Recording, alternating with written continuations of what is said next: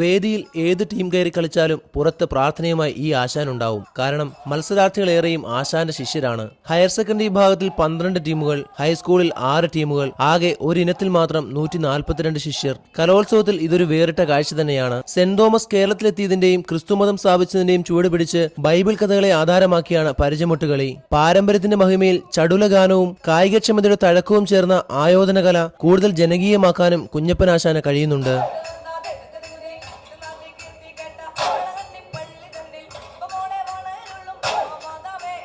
അല്ല, 1984 TMJക്കൊക്കെ പരിചമുട്ടുകളെയും മാർഗങ്ങളെയും ഈ സ്കൂൾ കലോത്സവത്തിൽ കൊണ്ടുവന്ന ആ നാൾ മുതലാണ് ഞാൻ സ്കൂളിൽ പരിശീലനം തുടങ്ങി. ഇന്നലെ ഹയർ സെക്കൻഡറി എനിക്ക് 12 ടീമുണ്ടായിരുന്നു.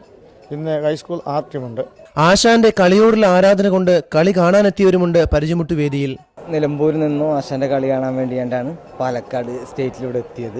മാസങ്ങൾ നീണ്ട പരിശീലനം ഓരോ കളിയിലും വ്യക്തമാണ്. വാളും പരിചയം പരസ്പരം ഏറ്റുമുട്ടുമ്പോൾ മത്സരാർത്ഥികളുടെയും കാണികളുടെയും ശ്വാസഗതി അല്പസമയത്തേക്ക് നിലയ്ക്കാറുമുണ്ട്. താളത്തിന്റെയും മെയ്വഴക്കത്തിന്റെയും ചടുലത ഉച്ചസ്ഥായിലാകുമ്പോൾ പരിചമുട്ടിൽ എല്ലാവരും കേമന്മാർ തന്നെ. കേരള നാട്ടിലെ ഞാൻ ചുറ്റിയ സഞ്ചാരം തകിടത്തിന്തോം താത്തയ തക തങ്ങ തരികിടത്തോം.